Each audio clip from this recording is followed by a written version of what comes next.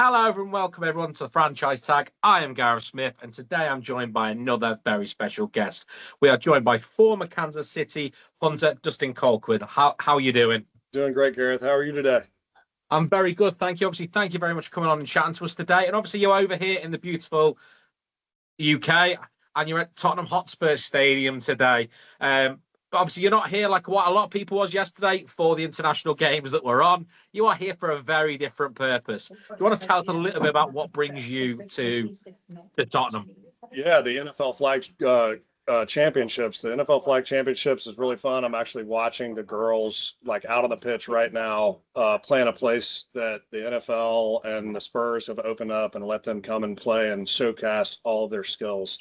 You can tell some of these girls have played soccer and other sports all throughout life, Yeah. and you're watching them. And they've been working on their throwing, working on their catching, all the stuff leading up for the Olympics, which I think is globally, this is the fastest growing sport in the world right now.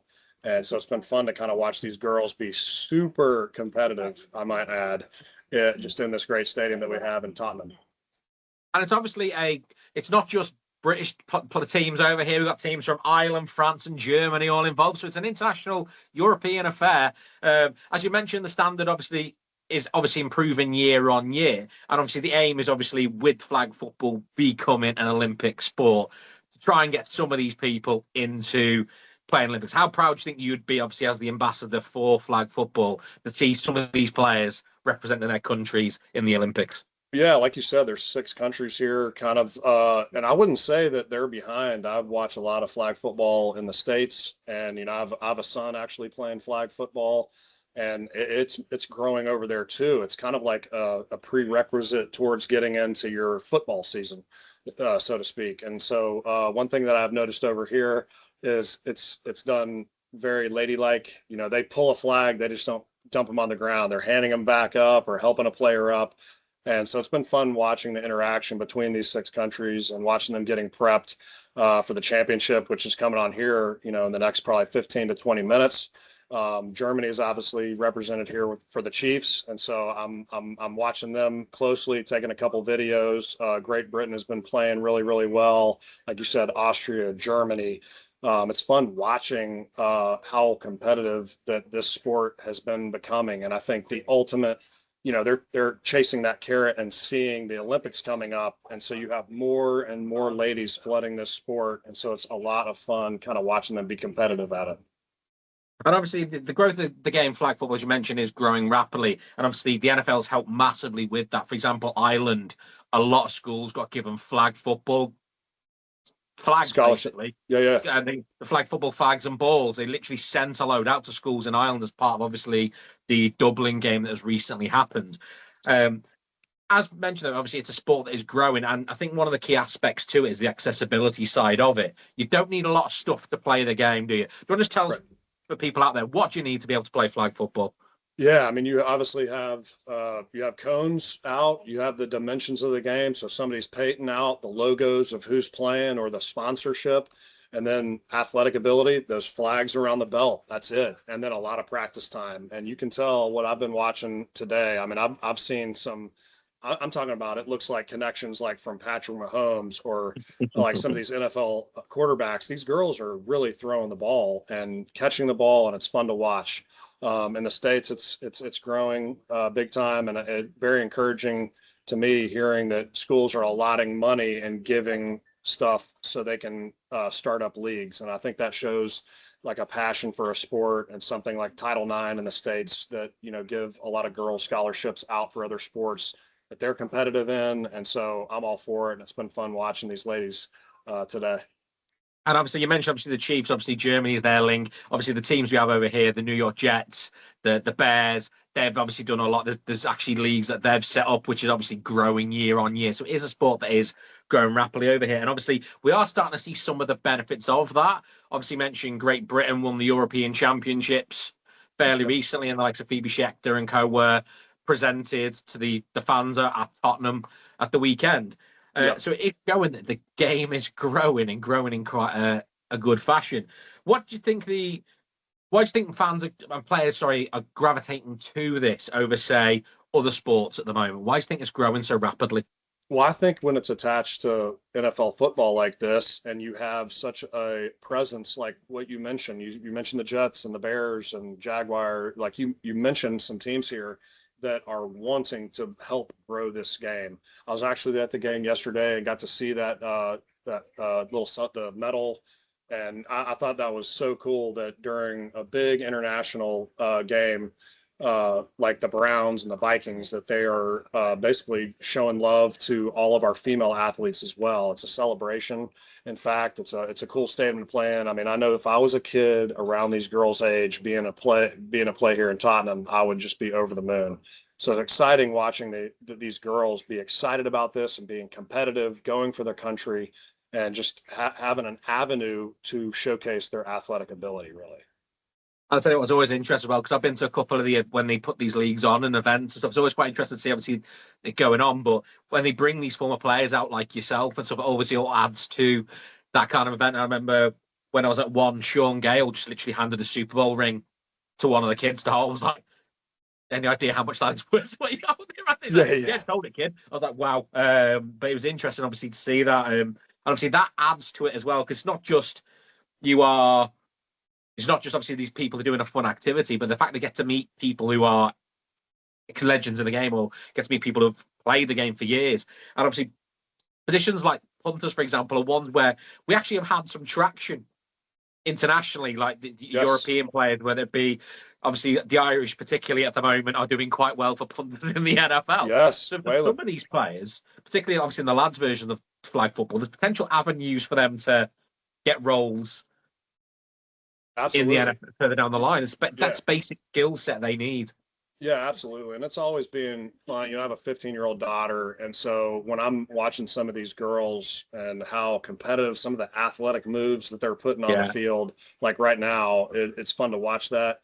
I think that as they grow this game, you're going to have people latch onto it because they have kids. They want to see these young people in constructive sporting things. And so when you have a game that's as popular as the NFL is worldwide, you're going to have kids that see that and say, hey, I want to be a part of this. It's like it's a movement for them, and it's something that they can do with their friends. And so I think that, to speak about the international punting thing, just like the Irish, you also have the Australians right now that are kind of taking over college football, especially at the punting position. I actually coach rule players. There's Aussie rule players. Yeah, they're all Aussie rules guys, and I'm actually coaching a guy at the University of Tennessee right now named Jackson Ross. And the unique thing about him is he's gotten to use his Aussie rule skills and brought him to the American football. He can actually roll right and punt and roll left and hit the spiral ball.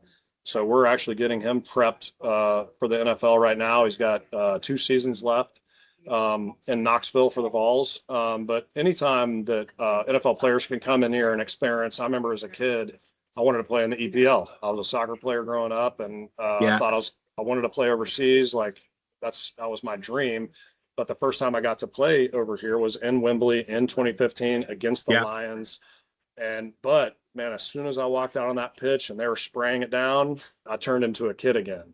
And we had a home game. We had the red flags flying, and man, it was amazing. So in the 2021, I got to play in this beautiful stadium. I mean, this is I'd venture to say, I mean, if you saw what I'm looking at right now, just brilliant. And so I got to play here in 2021, and it was a fantastic experience. I was playing for the Falcons then and playing for the Jets, so I can only imagine what's going through these girls' heads. I mean, they're celebrating, they're doing like the chest bumps and like high-fiving. I mean, they're getting down and dirty and having a blast in here. And obviously, it's important, obviously, from a physical standpoint as well, for people to be able to do sports. And obviously, one area I think that we always need to do better is particularly to encourage girls into sports. It's a thing that I think that people automatically assume lads, whereas girls, obviously, there's always been a bit harder. Whereas this is a very good avenue and good competitive avenue for these players to do as well.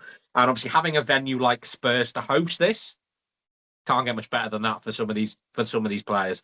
And I imagine if you were their age, going out there and playing on that, it would blow my mind, I think. Yeah, I think it's the Super Bowl for them. And you're also, like you mentioned earlier, and we've talked about, is, you got 6 countries representative here. So it's going to be fair. It's going to be naturally very competitive because they want to beat each other, right? So It's really fun kind of seeing that. I would liken it to a Super Bowl type experience for them, because it's something, if they're playing outside on a grass field somewhere, and then they come in here and the turf with the NFL markings all over the field, with all of the cones out, and they've worked so hard to get to this point. They're in a bracketed system right now, just trying to get to the championship game, and they're taking it very seriously. And I love the extension, the ability for them to take whatever the sport they were playing, kind of bottleneck it into the flag football so they can keep playing for longer. I think it's brilliant. And obviously, flag football, as well, as I mentioned, is a way of getting some of the fundamental skills. And we are starting to see the international player pool grow in college game, particularly obviously not just in special teams. We're starting to see it, and obviously in a lot more in O-line, D-line, and hopefully start seeing the growth of the skills positions. Flag football is brilliant for that development of the skills positions kind of players, though, isn't it? Oh yeah, well yeah, it's definitely heavily in the specialists, but you got like Carlop, like George in Kansas City, defensive end, like he's been brilliant. Went to Purdue, and he's going to be going overseas and traveling during his bye week to the NFL football games. Osio Minora, which I saw earlier, African based, comes over, does some of the, I think he is part of that London school, comes over to the NFL, wins 2 championships. You have German linebackers, and I mean, you mentioned down through the stretch when you see that they have ascended to the height of their athletic career, and then they do college football, and all of a sudden they're high draft picks. We're seeing high draft picks across the board from all over the world, and so this is a very the NFL is an intriguing sport, and what I like the most about it is it cares enough to build other teams under it that girls can flourish in, and that guys can come over and play in America and then travel the world. That was one of the coolest experiences that I had as a player, is coming over and playing in London, coming over and doing and experience that across the pond, as you would say, that it was so unique to our careers.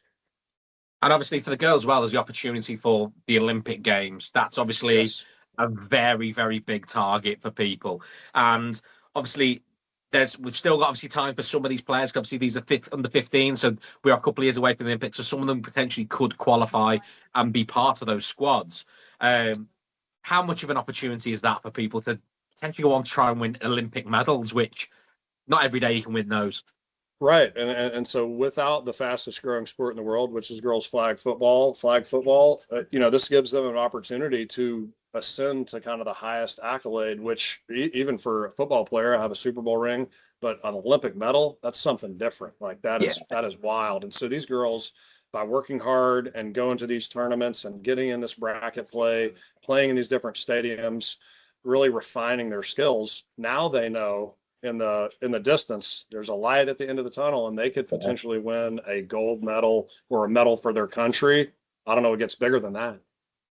It doesn't, and obviously I think that's the thing that obviously the basketball as a sport always has had. It's the fact that the NBA stars can go off and we become gold medals. And obviously I think the NFL players have been told they are allowed to play in the Olympics, which feels slightly unfair, but at the same point, you completely understand it. Because at the end of the day, how often you have to become a world champion, that you can definitely say you are a world champion because you're competing against everyone in the world. So fully understand it. Obviously, I'd be remiss if I didn't talk about the international growth for the game in regards to the games. Obviously, you are there in Spurs that has held games for the last few years. We also have the Irish game. We've got Germany games. We've got the Spanish game. We've got the Brazil game. We've got Australia coming up. How excited are you about this growth of the sport internationally? I think it's exciting just because, and I can say that as a player, when you come over here, you leave on a Thursday night, you get in on a Friday morning, you get out on the football field, you do a little practice, then you do a walkthrough, and then you play, and then you leave. But now, as a retired player and part of the NFL Legends program and promoting the NFL flag football program, I've spent 2 weeks, spent a week in Ireland, a week here in London.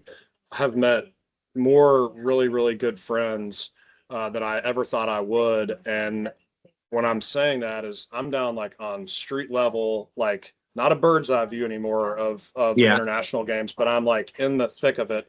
I'm going to the Blues Kitchen. I'm going to the Irish pub on the corner. I'm going to the bike motor company, which the bike motor the bike shed motor company was a blast. Like met some really good friends there, and our American game that's we may call it over the States. We want everybody to appreciate it and to love it. And the passion in these fans here, it's like they brought your football into our football and they love it. And so I'm so appreciative when you have Chiefs Kingdom abroad here, just across all of these lands. It's so much fun to hear everybody's individual stories. There's a guy, I believe from Liverpool, that came down, was like in our building, and he was telling me, he was like, when you guys hosted up the Lamar Hunt Trophy at home after the AFC Championship game, he cried. Nice. He's not from Kansas City, Missouri. He's been a Chiefs fan for years and years and years, but like he has that much passion for Chiefs Kingdom and for the NFL game. And when you spend this much time here, you realize it's fast growing because the love that the people have for the game. And one thing I will say, because obviously I was fortunate enough to go out to the Super Bowl last year. We had the franchise tag. We're on Radio Row last year, which was brilliant. And just seeing that whole build up and just building up to the main event itself is just a whole nother level that just amazed me. Just the whole razzmatazz that goes with it. Yes. It was just incredible. Seeing obviously meeting the Chiefs players was something that I think that will always stick with. And obviously how personal some of them are. Like some of the guys that you think would be obviously these huge egos, like Travis was so funny. Like, yes. A 30-second clip of his was, I enjoyed that whole 30-second interaction I had with him. But yeah, it was really cool to see. And I think obviously for the fans over here, I think the long term, we all want to go to a Super Bowl at some point. And I think that you'll see that the more and more fans, it'll be hard to get tickets to those Super Bowls because the international fans are coming, and we're all after those tickets now, unfortunately. So it is tough to get to those games. And what I encourage folks, when you go to a game like in Tottenham yesterday, like I did, you see Vikings jerseys, you see, the teams that are playing, but you also see all kinds of jerseys of fans just wanting to be in that building with an NFL game going on, which you wouldn't see in the States. It's either one or two jerseys and that's it. So here is they're making the trip every year. The NFL, they know, is in town from the end of September towards the third week in October, at least right here. And so people are bringing their jerseys with whoever they're rooting for because they're just wanting to see a cool game. And speaking of a Super Bowl, I got very fortunate in my last year to win that AFC Championship game and go to the Super Bowl, and it really is like an out-of-body experience. After spending a week here and really getting to know like the London-based fans in particular, what I told all of them, every single one of them, is come to Kansas City. I will show you around the stadium. Get over here and try it out. And because tailgating, barbecue, Boulevard beer, everything that's going on here, it's just kind of like a different experience. And I want them, their passion is already there, which is unreal. And I want them to also see a game in the States at their favorite stadium. No, agreed. It's obviously something I think we all are planning on doing. But obviously, thank you so much for your time today. Been an absolute honor to speak to yourself. And obviously, enjoy the rest of your time over in the UK. Thank you, Gareth. I appreciate it. It's great talking to you as well. And obviously, thank you very much for listening at home. We'll be back again soon with